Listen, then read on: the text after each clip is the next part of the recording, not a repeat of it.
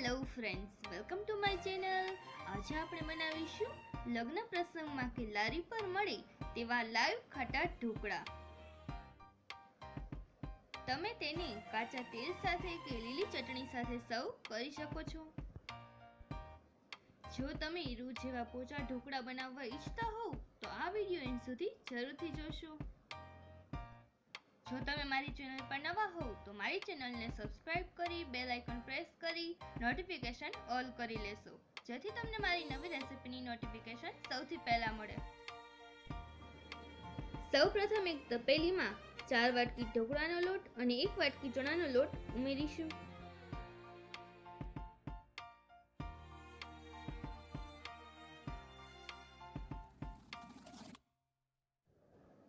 ત્યારબાદ 2 ગ્લાસ ખાટી છાશ ઉમેરીશું।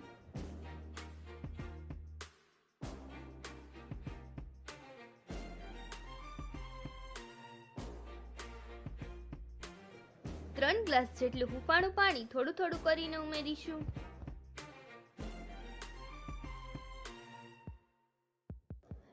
આ રીતે બેટરને વ્યવસ્થિત મિક્સ કરી લઈશું।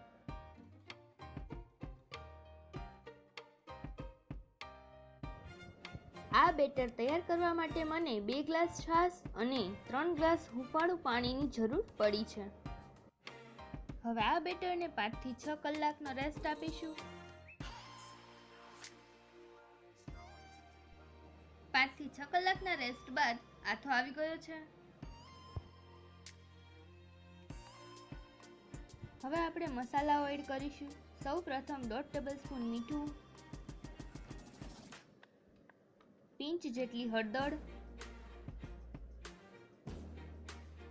1 ટીસ્પૂન સોડા એડ કરીશું। તેના પર 1 ગ્લાસ ગરમ પાણી અને 1 ચમચો તેલનું મિશ્રણ એડ કરીશું।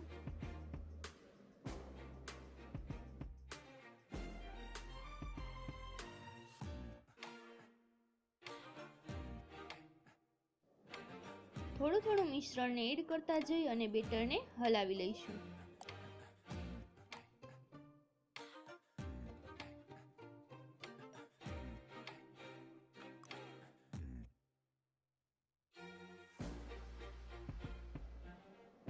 તો તૈયાર છે ઢોકળાનું એકદમ જ પરફેક્ટ બેટર, તમે જોઈ શકો છો। હવે અહીં ઢોકળિયામાં મેં પહેલેથી જ અહીં પાણી ગરમ કરવા રાખેલ છે। હવે આ રીતે ડીશ લઈ તેને ઓઇલ વડે ગ્રીસ કરી લઈશું।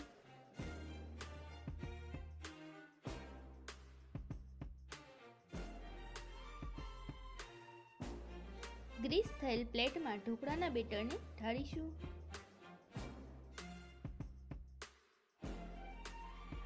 બેટરને એક સરખું સ્પ્રેડ કરી દઈશું। તેના પર મરચું પાવડર સ્પ્રિંકલ કરીશું, જેથી ઢોકળાનો ટેસ્ટ ખૂબ જ સરસ આવે છે।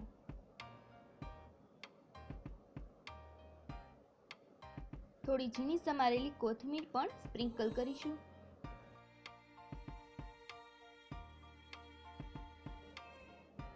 હવે ઢોકળિયામાં આ રીતે પ્લેટને રાખીશું।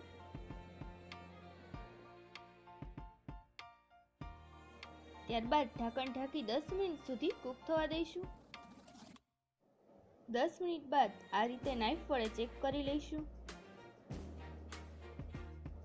નાઈફ ક્લીન આવતા ઢોકળાના પીસીસ કરી લઈશું।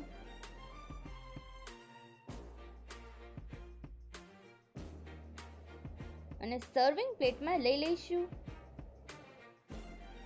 તો તૈયાર છે એકદમ જ ટેસ્ટી અને રૂ જેવા પોચા ઢોકળા। તમે તેને ચટણી સાથે કે કાચા તેલ સાથે સર્વ કરી શકો છો।